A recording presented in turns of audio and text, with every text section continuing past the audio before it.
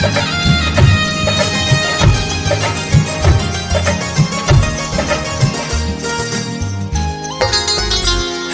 birthday to you, happy birthday to you, happy birthday गुरुवर आपको, happy birthday to you, happy birthday to you। Akshaya Tritiya का पावन पर्व मनाया जा रहा है, तो आप सब मिलकर के सब बड़े प्रेम के साथ ऋषभ देव भगवान का स्मरण करते रहे। करें मेरे साथ, बोलिए ओम ह्रीं श्रीं ऋषभ देवाय नमः। ओम ह्रीं श्रीं ऋषभ देवाय नमः। ओम ह्रीं श्रीं ऋषभ देवाय नमः। ओम ह्रीं श्रीं ऋषभ देवाय नमः। ओम ह्रीं श्रीं ऋषभ देवाय नमः। ओम ह्रीं श्रीं ऋषभ देवाय नमः। ओम ह्रीं श्रीं ऋषभ देवाय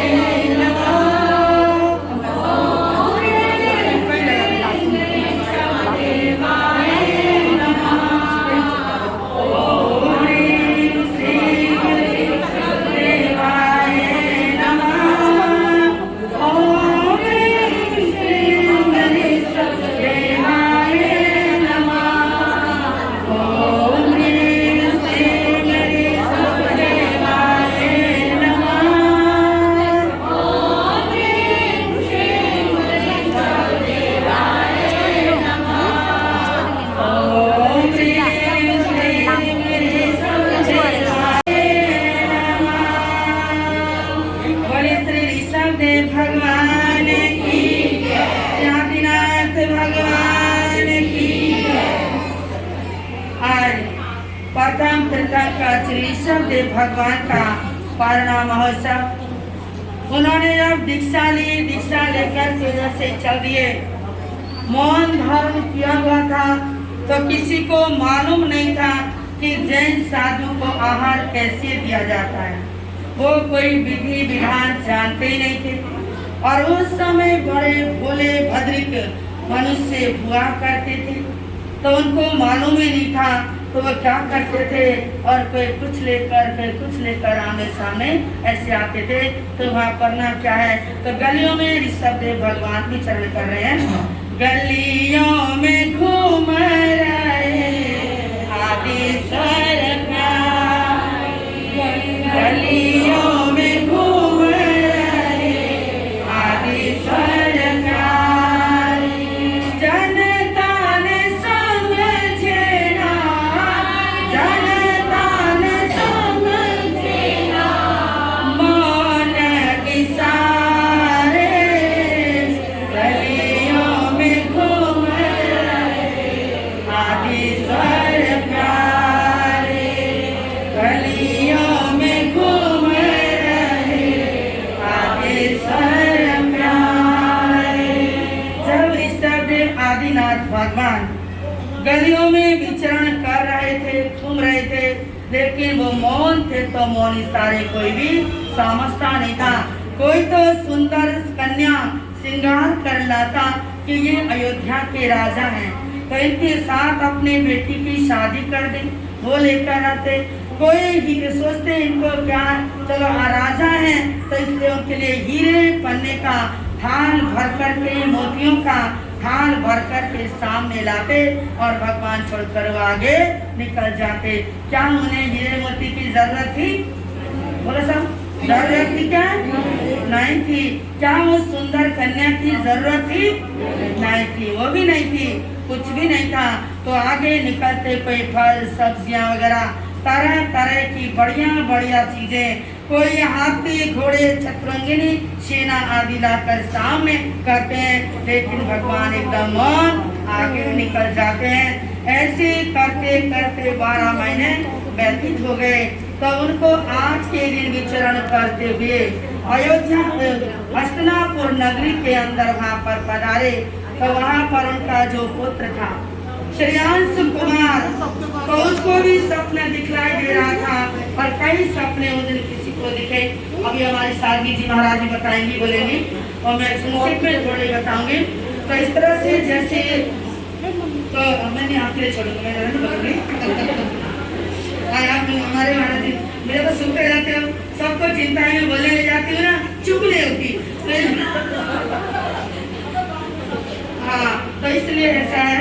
तो ये सब कुछ हम हमारे सावली जी महाराज बताएंगे, पूनम जी महाराज, वृद्धि जी महाराज, बिंदु जी महाराज आदि हम 15 ठाणे गुरनी जी महाराज की समाज साध्वी संताराज शादी का गुरनिमयान श्री सुमन कुमारी जी महाराज साहब की आज बड़ी फुलवारी की गई है।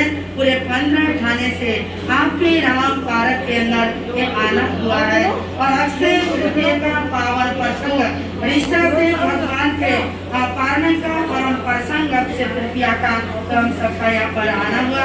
सवार है, आप सब लाभ ले रहे हैं और सभी माँ शक्ति जी महाराज अपने मुखारविंद से आज के पावन दिन के प्रसंग पर आप सबको लाभान्वित करेंगे, बताएंगे और सुनाएंगे। आप सब ध्यान से सुनिए।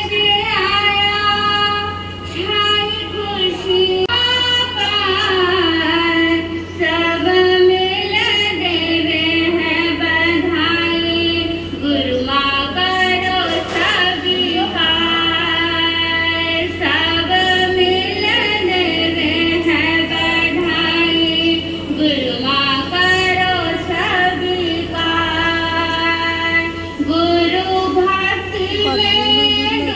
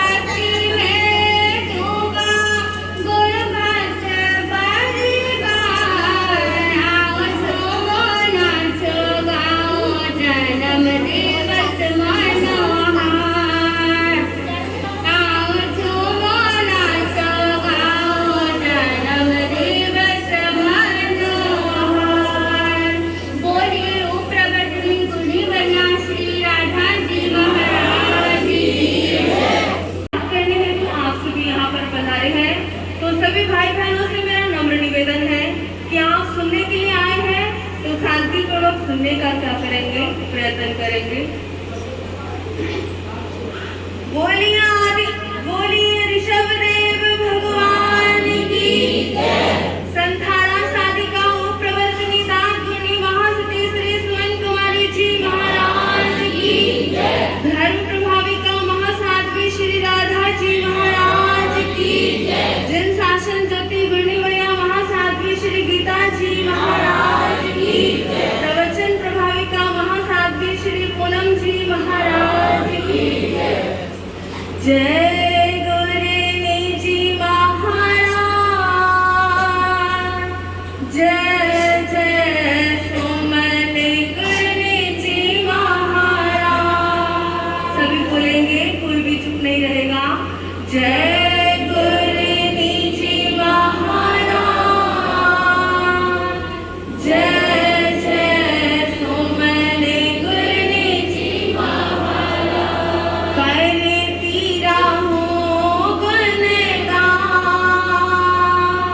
मुझे दो ऐसा वरदान, करती रहूं गुणगान।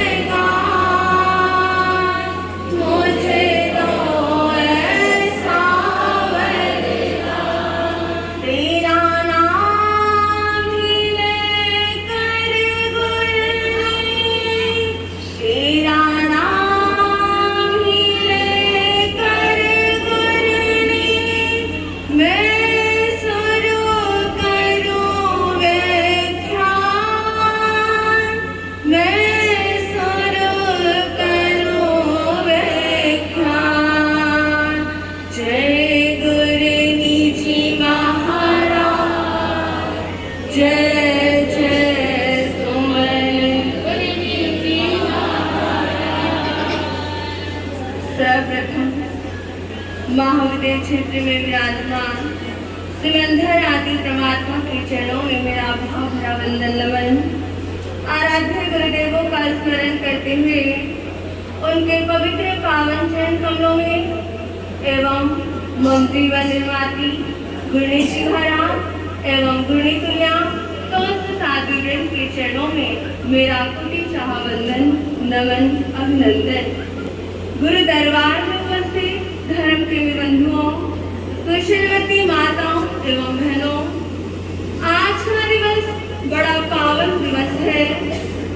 आज जैन धर्म के प्रथम तीर्थंकर भगवान ऋषभदेव का आज के दिन ही 400 दिन का उपवास का क्या हुआ था, पारण हुआ था।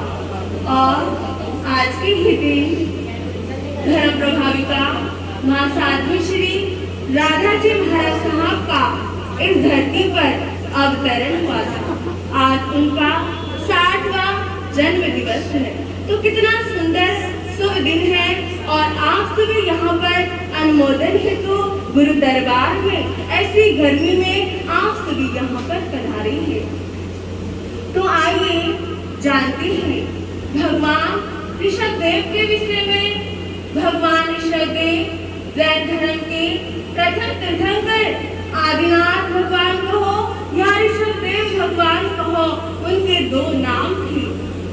भगवान ऋषभदेव का संपूर्ण जनता पर अनंत अनंत उपकार है, क्योंकि असी मसीह और कृषि का ज्ञान भगवान ऋषभदेव ने ही क्या किया था, लोगों को दिया था।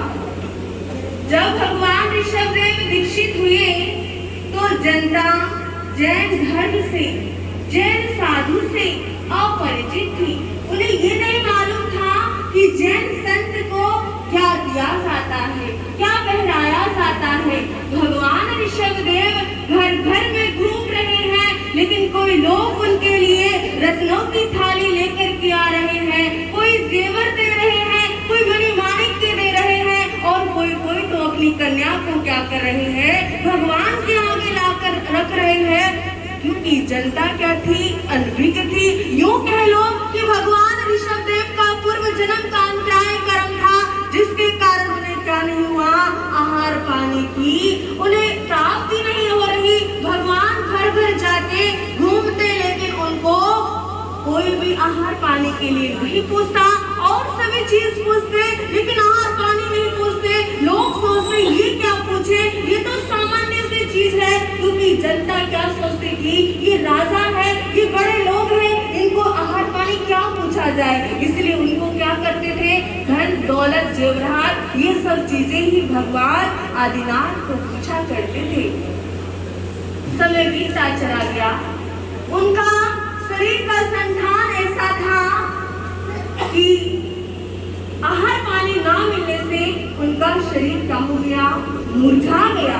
क्योंकि बंधुओं, उनके शरीर का संठान ऐसा था कि 1 साल तक निराहार रहे, लेकिन फिर भी आहार ना मिलने से तो चेहरा मुरझा ही जाता है। उधर भगवान आदिनाथ के प्रपुत्र श्याम कुमार ने सपना देखा। सपनों में क्या देखा कि कल्प वृक्ष क्या हो गया, मुरझा गया है। कल्प वृक्ष मुरझा रहा है और श्याम कुमार उसको क्या कर रहे हैं, पानी दे रहे हैं, उसको सिंचित कर रहे हैं। जब उठे तो सोचने लगे कि सपन का क्या अर्थ हो सकता है, क्या मतलब हो सकता है। अपने राजमहल की गवाक्षों पे खड़े हैं, उनकी नजर कहाँ पर गई, देखते हैं कि उनके दादा भगवान आदिनाथ विचरण करते हुए हस्तिनापुर उनकी ही नगरी में क्या हो गए, पधार गए। और जब उन्होंने भगवान आदिनाथ को देखा तो वे उतर करके भगवान आदिनाथ के समक्ष गए। उनका जो चेहरा था मुरझाया हुआ था। भगवान से जाकर के उन्होंने विनती की कि भगवान, आपके योग्य प्राशुक इक्षु रस के घड़े क्या है, भरे हुए हैं, अभी आप क्या कर लीजिए, मेरे हाथ से इक्षु रस को ग्रहण कर लीजिए। तो उसी समय श्याम कुमार ने भगवान आदिनाथ को क्या दिया, इक्षु रस पहराया। तो कहते हैं कि तभी से क्या है, दान की परंपरा चली आ रही है। तो आज के इस अक्षय तृतीया के पावन दिवस पर लोग वर्षी तप का पालना भी करते हैं और वर्षी तप प्रारंभ भी क्या करते हैं, आज के दिन से ही करते हैं। तो आज का ये अक्षय तृतीया का पावन दिवस हमें क्या संदेश दे रहा है। प्रभु ऋषभदेव का संदेश है कि ज्ञानी बनो। प्रभु ऋषभदेव का संदेश है ज्ञानी बनो। नृपश्यांस का संदेश है कि दानी बनो। नृपश्यांस का संदेश है कि दानी बनो। अक्षय तृतीया आई है पावन प्रेरणा लेकर। अक्षय तृतीया आई है पावन प्रेरणा लेकर। जीवन में कुछ समृद्धि मधुर दुरानी बनो। तो कोई ना कोई पर्व अपने साथ संदेश लेकर के आती है। तो अक्षय तृतीया का ये पावन दिवस भी हमारे लिए संदेश लेकर के आ रहा है कि अगर हम अपने जीवन में दान पुण्य नहीं करते हैं तो दान पुण्य करें। अगर तपस्या नहीं करते हैं तो तपस्या करें, क्योंकि तपस्या का बड़ा प्रभाव है। जैन धर्म के अंदर तपस्या का बड़ा महत्व है, क्योंकि तीर्थंकर जब दीक्षा लेते हैं तो तपस्या के साथ ही क्या करती है, संयम को अंगीकार करती है। तपस्या के साथ ही संयम को अंगीकार करते हैं। हम सभी जानते हैं कि द्वारिका सुरक्षित क्यों रही, किसके प्रभाव से द्वारिका नगरी सुरक्षित रही। द्वारिका नगरी सुरक्षित जब तक द्वारिका नगरी में आयंबिल चलते रहे तभी तक द्वारिका नगरी सुरक्षित रही। लेकिन जैसे ही आयंबिल बंद हो गए तो क्या हो गई, द्वारिका जलकर भस्म हो गई। तो अक्षय तृतीया का ये पावन दिवस हमें संदेश दे रहा है कि हमारे जीवन में क्या तपस्या आए और दान पुण्य के भाव हमारे मन में आए। तो इसी के साथ साथ आज माँ श्री गुरानी धर्म प्रभाविका माँ साध्वी श्री राधा जी महाराज साहब का 60वां पावन जन्म दिवस है। जन्म सभी का एक सा होता है, लेकिन जीवन किसी किसी का महान होता है, क्योंकि महान जीवन उनका होता है जो जीवन जीने का ढंग दूसरा ही कर लेता है। उनका ही जीवन वंदनीय और पूजनीय बन जाता है। जिनके जीवन के अंदर गुणों का भंडार हो, वही जीवन क्या हो जाता है, लोगों के लिए पूजनीय एवं वंदनीय बन जाता है। धर्म प्रभाविका महासाध्वी श्री राधा जी महाराज साहब का पावन ये जो जीवन है वो हम सब के लिए एक प्रेरणादायी है। मैं देखती हूँ आपके चरणों में जो भी अपनी शंकाएं, समाधान, परेशानी लेकर के आता है, आप उनका मिनटों में क्या कर देते हैं, उनका हल कर देते हैं, उनका समाधान कर देते हैं। आपके दर पर जो रोता रोता आता है वो हंसते हुए आपके दर से क्या है जाता है। तो आपके अंदर अनेक गुण हैं, जिन गुणों को मैं अपनी छोटी सी जीवा के द्वारा बखान नहीं कर सकती। तो आज के इस पावन जन्म दिवस पर मैं अपनी गुरुवर्या महासाध्वी श्री गीता जी महाराज साहब एवं हम सभी साथियों की ओर से आपको जन्म दिवस की हार्दिक बधाई एवं सुमंगल कामनाएं देते हैं कि आप स्वस्थ रहे, आप चिरायु हो, आपका वर्धस्त साध्वी परिवार पर, समाज पर, भक्तों पर यूं ही बना रहे और आप शासन की सदैव यूं ही प्रभाव ना करते रहे। ये आपके लिए हमारी मंगल भावना है, सद्भावना है। फूल खिलते रहे जिंदगी की राह में, फूल खिलते रहे जिंदगी की राह में, हंसी चमकती रहे आपकी निगाह में। कदम कदम पर देता है दिल, कदम कदम पर मिलती रहे खुशी की बहार आपको, यही देता है दिल दुआ बार बार आपको, यही देता है दिल दुआ बार बार आपको। आज के इस पावन जन्म दिवस के उपलक्ष्य पर गुरु जी महाराज की ओर से, सभी साथियों की ओर से हम आपको आदर की चादर भेंट करना चाहते हैं। राधा जी महाराज साहब को आदर की चादर। बधाई हो बधाई, शुभ दिन की बधाई। बधाई हो बधाई, शुभ दिन की बधाई। बधाई हो बधाई, जन्मदिन की बधाई। बधाई हो बधाई, जन्मदिन की बधाई। जन्म दिवस पर देते हैं तुमको हम बधाई। महावीर स्वामी की, सभी साधु सतियों की, बार बार दिन ये आए। मेरे साथ सब बोल रहे हैं, सबको कोई चुप नहीं रहेगा। बार बार दिन ये आए, बार बार दिन ये आए।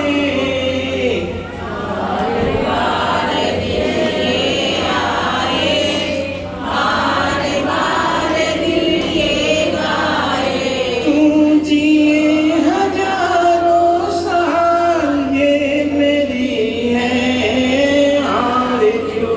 हैप्पी बर्थडे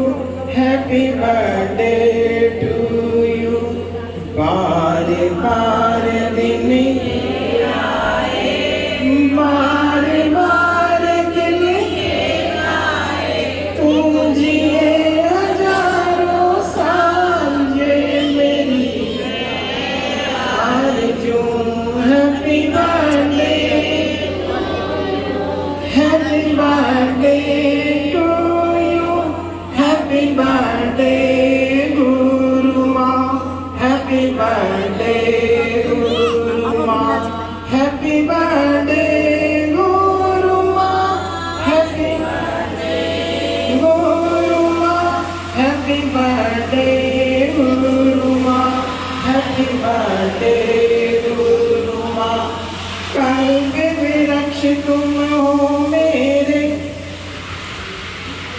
बोलो महावीर भगवान जय गुरु महाराधा की, जय गुरु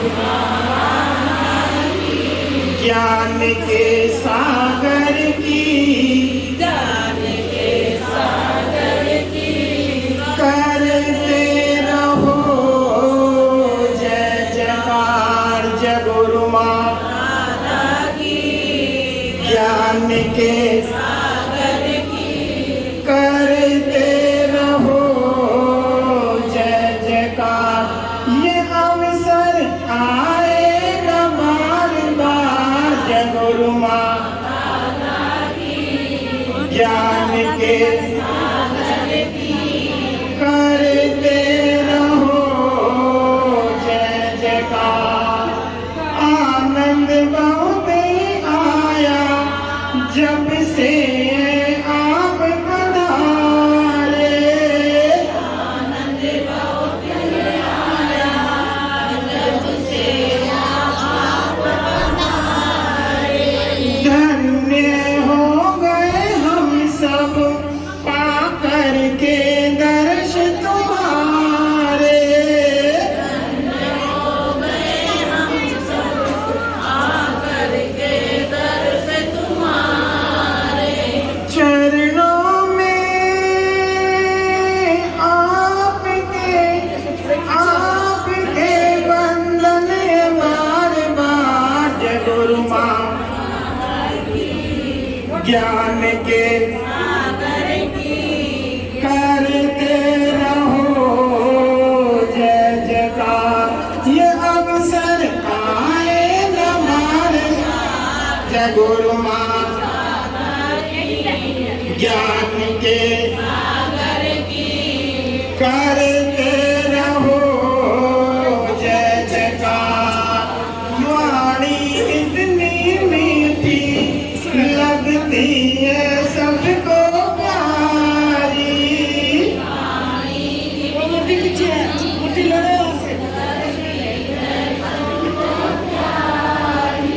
जैसे इसमें घोली मिश्री की मात्रा भारी, जैसे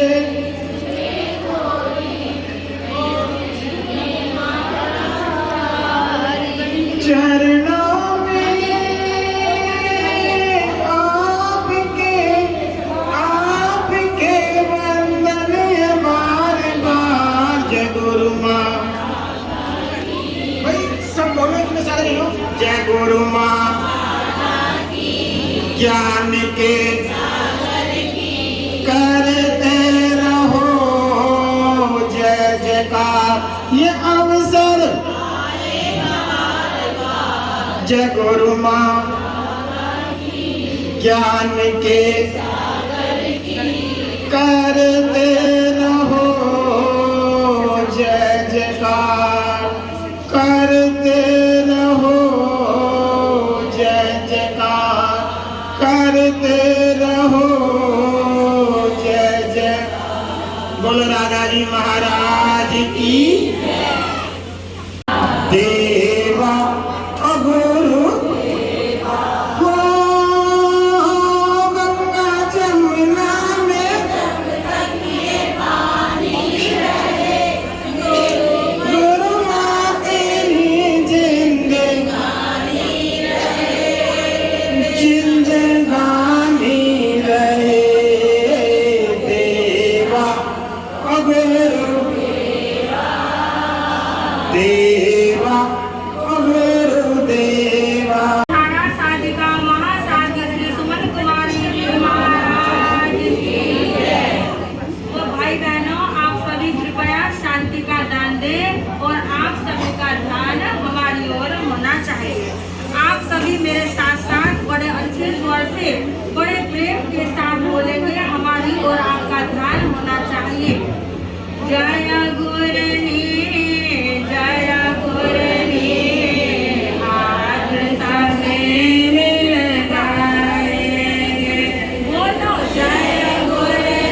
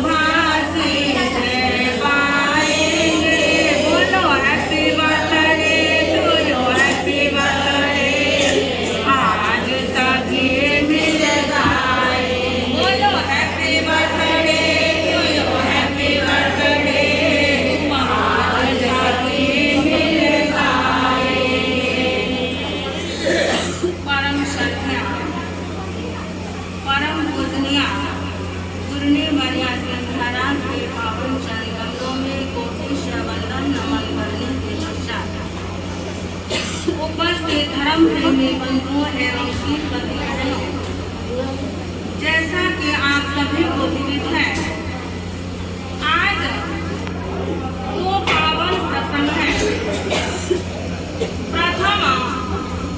प्रथम तीर्थंकर ऋषभदेव भगवान का पारणा महोत्सव और द्वितीय अवसर है गुरुने वर्यादीप शासन चंद्रिका उपप्रवर्तनी साध्वी रत्नामा साध्वी श्री राधा जी महाराज साहब का 60वां अवतरण दिवस।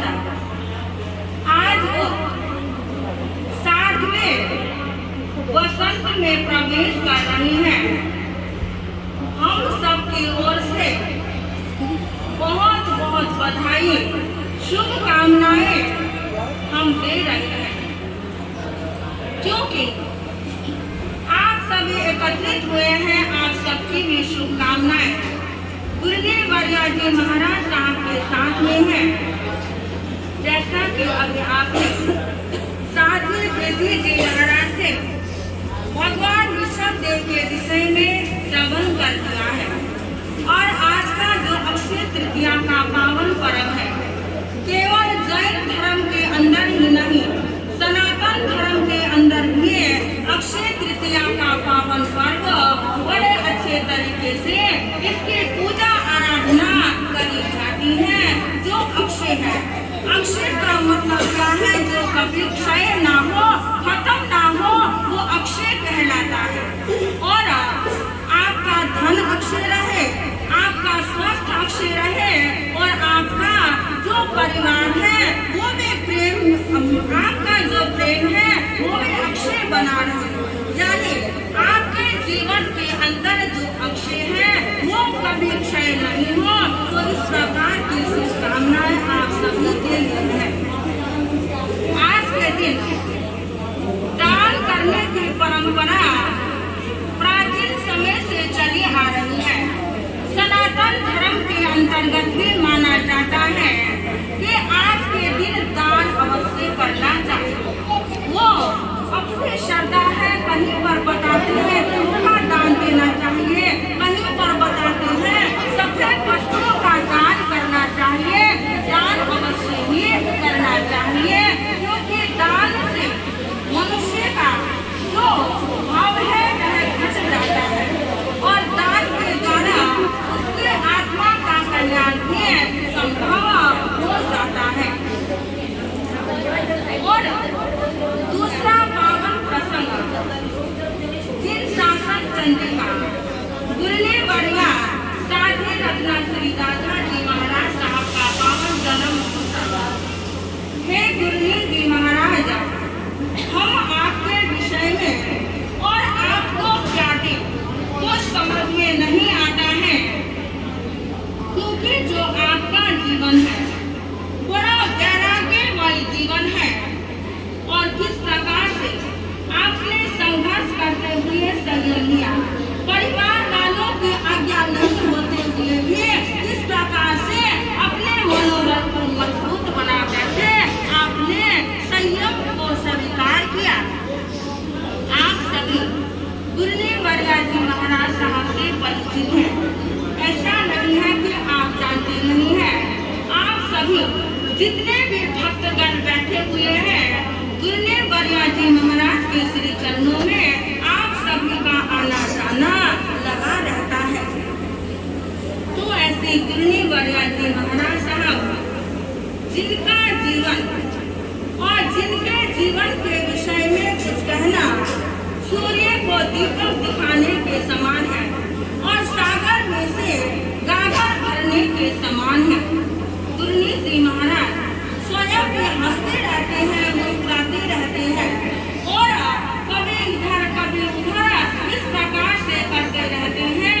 वे बड़े खुश रहते हैं, प्रसन्न रहते हैं, और उनके सानिध्य में जो भी आता है वे भी बड़े खुश और प्रसन्न रहते हैं। आप जानते हैं, जो जन्म महोत्सव है वो पुण्यशाली आत्माओं का मनाया जाता है। इस संसार के अंदर, इस धरा के अंदर बहुत सारी आत्माएं हैं जिनका जन्म होता है, लेकिन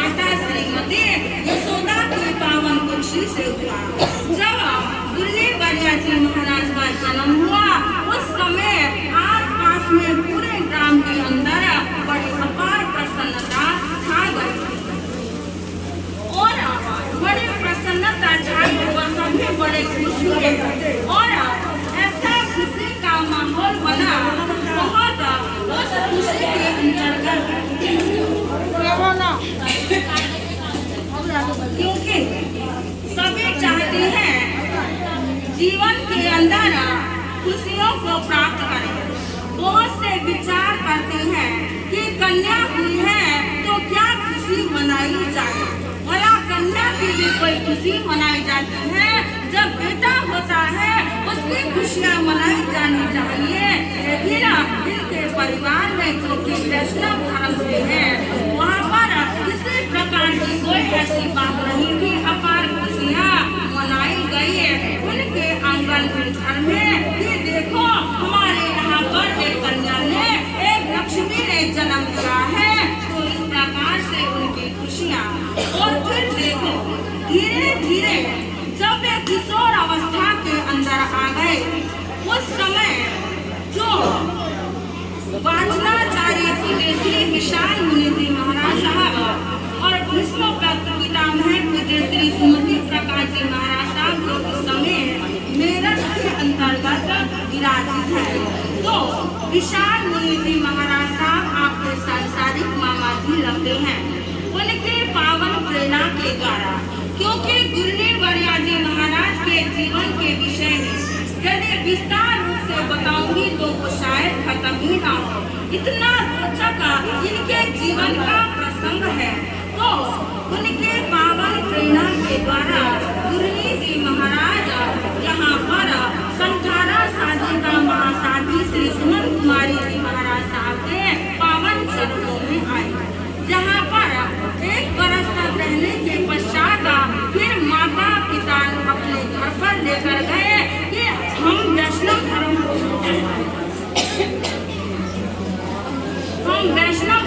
मानते हैं। कोई हमें क्या कहेगा कि अपनी पुत्री को जैन धर्म के अंदर साधु। क्या बात हो गई बहनों, शोर न करो बहनों। बोलिए भगवान महावीर स्वामी की जय, बोलिए आदिनाथ भगवान की जय। परिवार वालों ने कहा कि कोई क्या कहेगा कि हम वैष्णव धर्म को मानते हैं और फिर अपनी पुत्री को जैन धर्म के अंदर इन्होंने दे दिया है।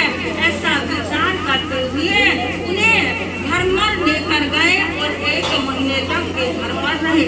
फिर उसके पश्चात उन्हें गुरुदेव जी महाराज के श्री चरणों में आए और फिर आपकी दीक्षा संपन्न हो।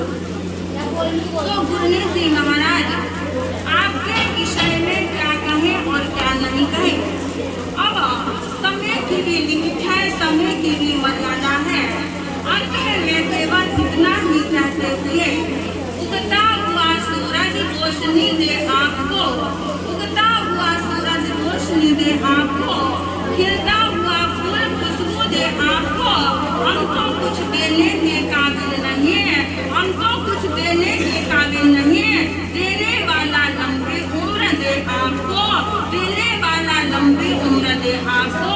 हे गुरुदेव वर्या जी महाराज, आप दीर्घायु रहे, स्वस्थ रहे, मस्त रहे और इसी प्रकार से आप श्री का वरद हस्त हमेशा हम सभी साथी मंडल पर बना रहे।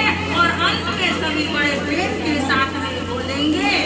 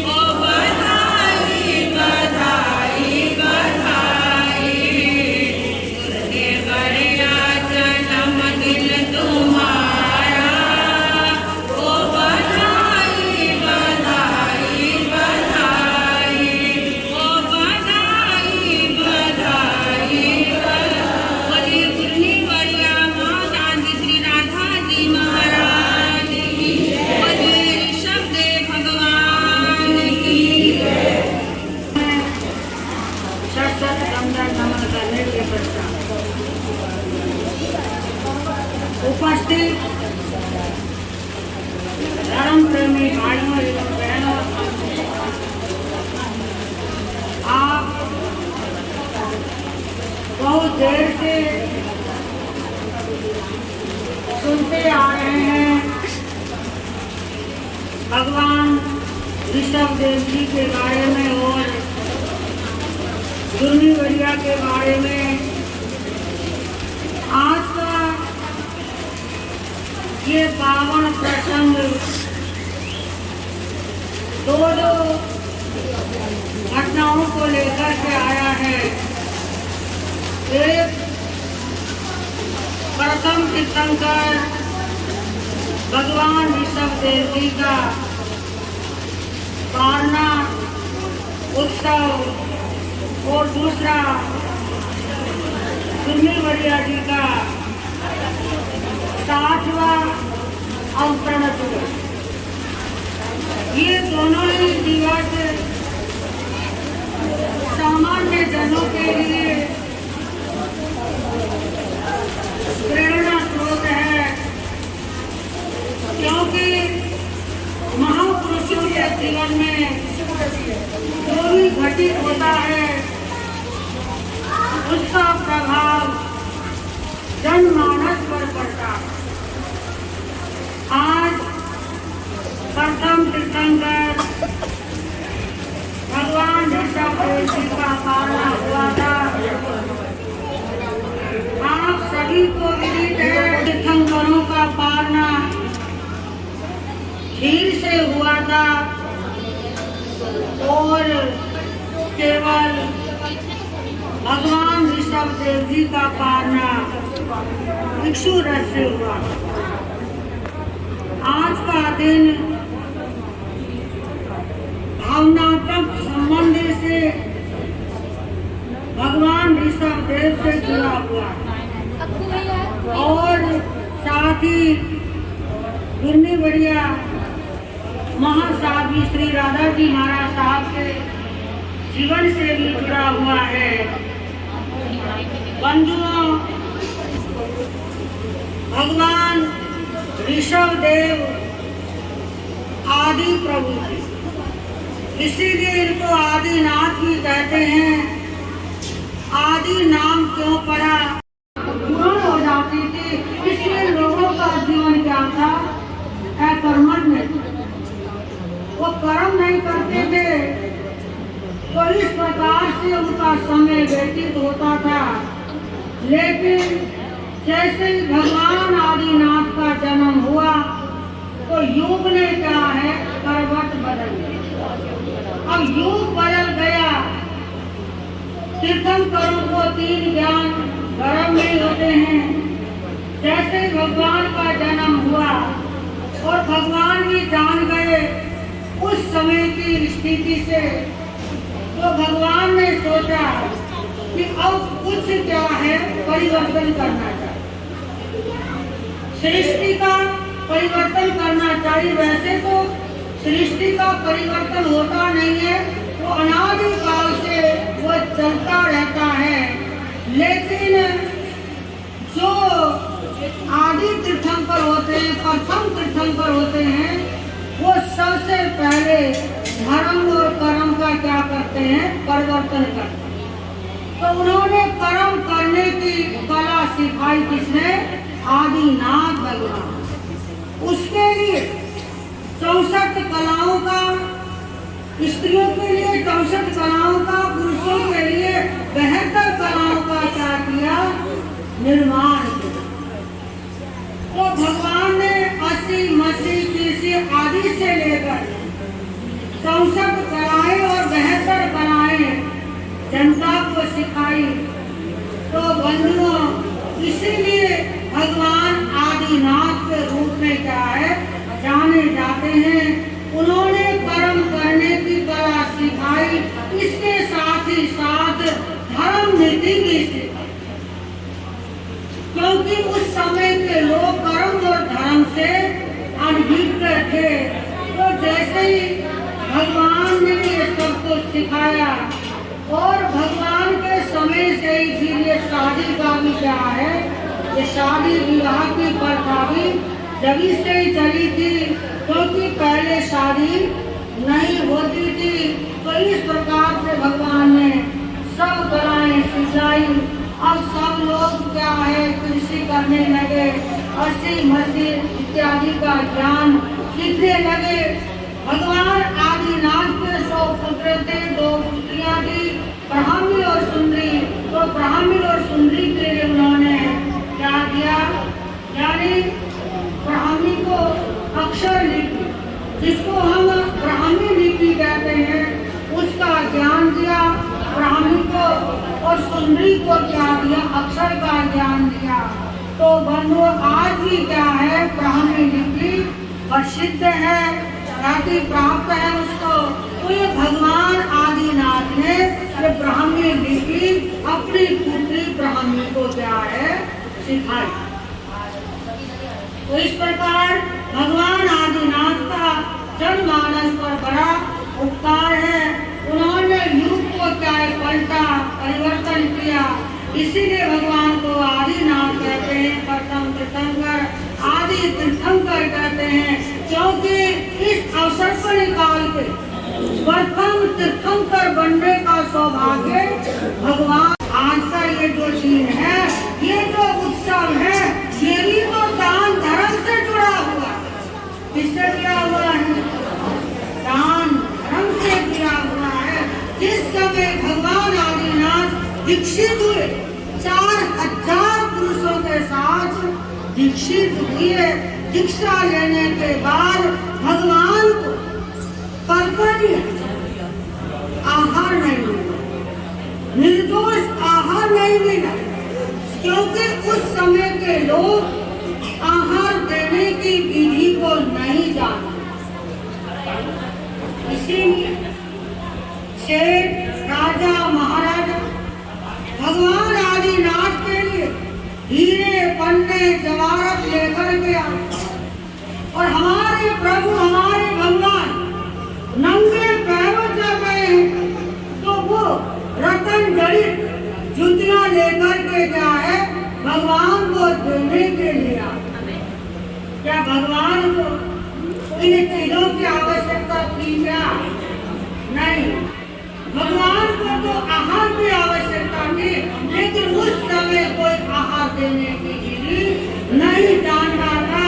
तो बंधुओं, भगवान को पूरे 1 वर्ष, यानी 1 वर्ष 1 महीना 10 दिन, इस प्रकार से 13 महीने से अधिक, कुछ दिन अधिक समय तक उनको क्या है आहार नहीं मिला।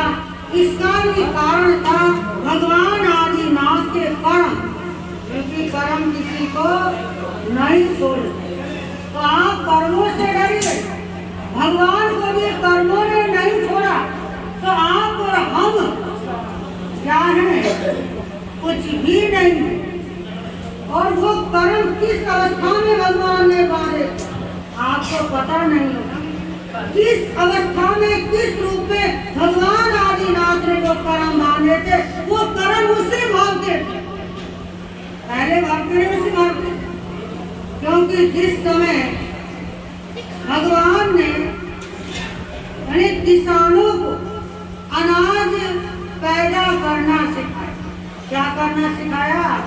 अनाज पैदा करना सिखाया। लेकिन पशुओं ने, गायों ने, बैलों ने क्या है उस अनाज को खाना शुरू कर दिया। अब लोग सारे भगवान आदिनाथ के पास आए शिकायत लेकर के, भगवान सारे बैल क्या खा रहे हैं, अनाज खा रहे हैं, तो ऐसे कैसे हम अनाज की रक्षा करेंगे? तो उस समय भगवान ने कहा कुछ देर के लिए बैलों के मुंह पर क्या बांधो, छींका बांधो। मुंह पर क्या बांधो, छींका बांधो। अब बंधु छींका बांध दिया उन लोग, लेकिन भूल गए कि वह छींका खोलना भी है।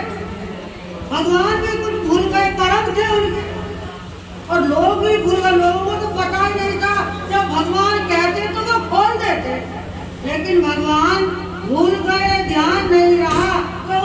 बैलों के मुंह में छींका। कितने महीने तक? 13 घड़ी तक। 13 घड़ी तक वो छींका बैलों के मुंह पर बंधा। तो 13 घड़ी तक उनको क्या नहीं मिला? चारा नहीं मिला, पानी नहीं मिला, बैल भूखे रहे। और इसका दोष किसको लगा? भगवान आदिनाथ को लगा। और अंतराय पर, क्योंकि बैलों को चारा पानी मिलने में अंतराय पड़ा, भगवान निमित्त बने।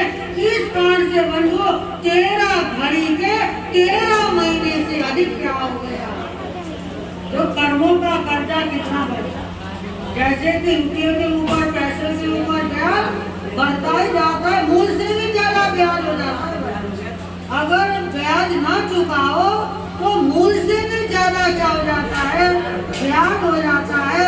तो भगवान के साथ भी ऐसा ही कुछ हुआ, यानी 13 घड़ी के 13 महीने बन गए। इसीलिए उनको आहार पानी नहीं मिला। निमित्त कुछ भी हो, लेकिन कर्म फल तो क्या है? भगवान को भोगने पड़े।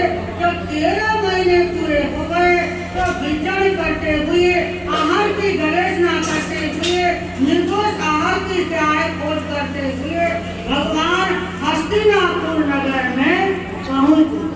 आज हस्तिनापुर क्या बन गया? यानी हस्तिनापुर में भगवान शांतिनाथ जी का जन्म हुआ। भगवान क्या है? आदिनाथ जी का पावन कुंतुरनाथ आर्यनाथ शांतिनाथ भगवान का क्या है? वहाँ पर अवतार जो स्थान है, जन्म भूमि है, वो कितनी पावन धरती है। और आज हस्तिनापुर एक तीर्थ धाम, तीर्थ स्थल बन गया है। वो तीर्थंकरों की पुण्य भूमि रही है। तो इस प्रकार बंधुओं, भगवान आदिनाथ जिस समय क्या है वो मौन वृत्ति से भी थे, और वो क्या थे? आहार भी उनको नहीं मिल रहा था। उस समय विचरण करते करते भगवान आदिनाथ हस्तिनापुर नगर को निरोग निर्विघ्न संयम यात्रा पूर्ण करे। हम सब की यही मंगल कामनाएं।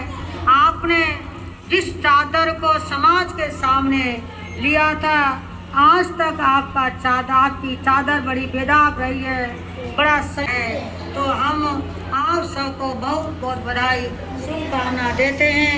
और आपके सफलता के लिए, आपके संयमी जीवन के लिए, और आपका स्वास्थ्य अच्छा रहे, आपका संयम इसी प्रकार से दिनों दिन आगे बढ़ता रहे। और हम आपकी सभी साधवियाँ आदर की चादर उड़ा करके हम आपका क्या है, आपके अपन दिवस की बहुत बहुत बधाई शुभकामना देते हैं। बोलिए महासाध्वी श्री राधा जी महाराज की। हर्ष हर्ष हर्ष हर्ष। बोलिए संथारा साधिका प्रवर्तन गुरुने वरिया महासाध्वी श्री सुमन कुमारी जी महाराज की। फिर शासन चंद्र ज्योति महासाध्वी श्री गीता जी महाराज की।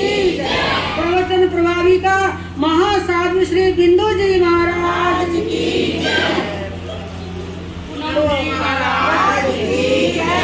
तो आपका हमेशा बना रहे। इन्हीं मंगल शुभकामनाओं के साथ मैं अपना स्थान लेती हूँ। और बहुत बहुत धन्यवाद आपका। अपने इतने दूर दूर से सारे धर्म प्रेमी, गुरु प्रेमी सभी हमारे भाई बहने आए, बहुत अच्छा लगा। आज मेरा 60वां जन्मदिन। मुझे तो विश्वास ही नहीं हो रहा था कि मैं 60 के तक पहुँच जाऊँगी। सच बता रही मैं, बस सिर्फ 2 महीने से मुझे लग रहा था कि हाँ 60वें साल में मैं लगने वाली हूँ। मेरी जिंदगी इतनी, सच बता रही हूँ। पहले जब से मुझे पता है, मुझे 40 साल का होना बहुत मन था, किसी तरह 40 की हो जाऊँ। मैं क्या गुरु जी मैं 40 की हो जाऊँ। गुरु जी कहते फिर क्या करेगी? और देख मुझे देखा होगा। फिर 40 के होने के बाद 44 का बड़ा मन हुआ मेरा। ये भी पता नहीं किसी के मन में आता है कि नहीं, मुझे हुआ कि बस 40 की तो होगी, मैं 44 की हो जाऊँ। जो कहीं लिखूँ तो 4 लिख लूँ मैं, ये होना चाहिए। फिर 44 के बाद मेरा मन करा मैं 50 की हो जाऊँ। मन करता चलो 50 की हो जाऊँ और 5 के आगे पीछे लगाऊँ, 50 साल की हो जाऊँ। गुरु जी बोले कहाँ तक जाएगी, कितनी बड़ी बनेगी? मगर गुरु जी 50 की तो बने दो, मेरा बहुत मन है। ए चिंता मत कर, तो 100 की हो जाएगी। अगर नहीं 100 साल तो नहीं जीना है, लेकिन वो 50 की मुझे जरूर होना है। तो 50वीं जन्म जयंती भी मेरे इसी राम पार्क के अंदर यहीं पर मनाई गई थी। ये मुझे आज ही याद आई। यहीं पर 50 में जब मैं लगी थी तब भी आई। तो धीरे धीरे करते 50 के बाद 55 का भी मन हुआ मेरा। 52, 53 नहीं, 55 का मन हुआ, वो भी पार हो गए। उसके बाद मुझे खास ऐसा नहीं था और 2 महीने के बाद मुझे लगा कि हाँ मैं 60 में भी लग जाऊंगी। तो मैं 60वें साल में, 7वें जीवन के तो 42वां साल लग रहा है, लेकिन इस इरादा आज 60वें साल के अंदर लग गई है। आप सबकी शुभकामना से, प्रभु कृपा से, गुरुओं के आशीर्वाद से। क्या अब कुछ नहीं है, अब नहीं बना। सच में अब मेरा मन नहीं गया, मुझे कुछ नहीं पता। 60 का मन 60 और ठाट हो गए। 60 की जिंदगी कहते बड़ी ठाट की होती है, और 60 में तो बुढ़ापा आ जाता है, बूढ़े हो गए हैं। और जितने जिनकी जिंदगी जो ऊपर वाला देगा उसमें जी लेंगे। 70 पता नहीं 70 क्या नहीं जा सकता, क्या है क्या नहीं, पर 60 में मन गया बढ़िया है, और आगे कुछ नहीं कहा जा सकता। और मेरा मन भी अभी तक ऐसा नहीं कि मैं 70 की हो जाऊँ या 66, 65 की हो जाऊँ, ये भी मैं नहीं सोचती हूँ। सब गुरु कृपा, प्रभु कृपा है। और सबसे प्रथम तो मैं अपने माता पिता को नमन करती हूँ, जिन्होंने मुझे वैराग्य भाग दिए, मुझे अच्छी शिक्षा दी। माँ ने अच्छे अच्छे विचार गर्भ काल में रखे, अच्छे मुझे शुभ संस्कार दिए, जो मैं जैन साध्वी बन गई। मेरे पिता ने लाड़ प्यार दुलार के साथ, वैसे हम 4 बहनें, मैं अकेली नहीं हूँ, लेकिन जितना लाड़ प्यार मेरे भाई बहनों से ज़्यादा मुझे मिलता था। और कुछ भी काम बिगड़ जाता कि राधा ने बिगाड़ा, कुछ नहीं होगा, पिता नाराज नहीं होंगे। इनसे ही दुनिया है, ये राधा गुणी तो ज्ञान की सागर है, इनके ही जीवन है। बहुत बढ़िया हमारी तो सेवा सराहनीय सेवाएं बहुत जगह रहती है। बच्चों का प्रोग्राम में देखो, अभी 2 महीने में शादी आदि प्रसाद वगैरह लेके चले जाना, पहले रुक जाओ। और जिस तरह से आदिनाथ भगवान का प्रसाद जरूर लेके जाना, गन्ने का रस का पाना है। और हमारे भाई तरुण जी की ओर से यहाँ पर व्यवस्था है। और आज की गौतम शादी के लाभार्थी हमारे भाई सही जी कहाँ हैं, और आगे आ जाओ। और हमारे भाई संदीप जैन बड़ोद वाले, हम उनका बहुत बहुत सम्मान करते हैं और बहुत बहुत आशीर्वाद उनको, बहुत सेवा भी करते रहते हैं भारत का। और उनका सम्मान होगा करें। और जिनकी ओर से आज लकी ड्रॉ भी निकलेगी, जाना मत, तो जिनकी ओर से लकी ड्रॉ आदि का जो प्रोग्राम है और जिन्होंने यहाँ पर दिया है, हमारी सुषमा जैन, वसुंधरा गुरु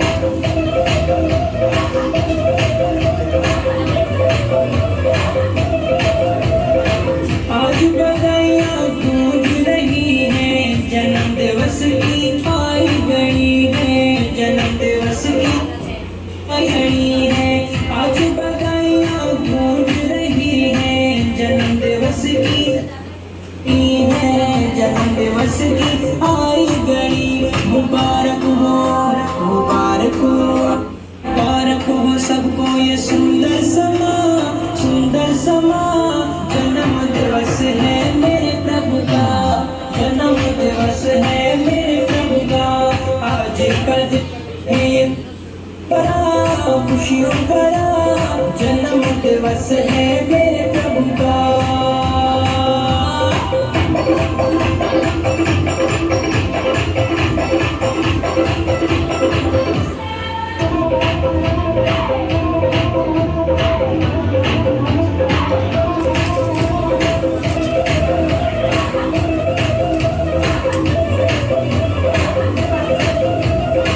युग युग राज करो मेरे मालिक, सुंदर सेहत रहे सलामत, सुंदर सेहत रहे सलामत। युग युग राज करो मेरे मालिक, सुंदर सेहत रहे मुबारक, सुंदर सेहत रहे मुबारक। दासों की मिलके है यही दुआ, यही दुआ। जन्म दिवस है मेरे प्रभु का, जन्म दिवस है मेरे प्रभु का। आज का दिन ये खुशियों भरा, खुशियों भरा जन्म दिवस है मेरे प्रभु का।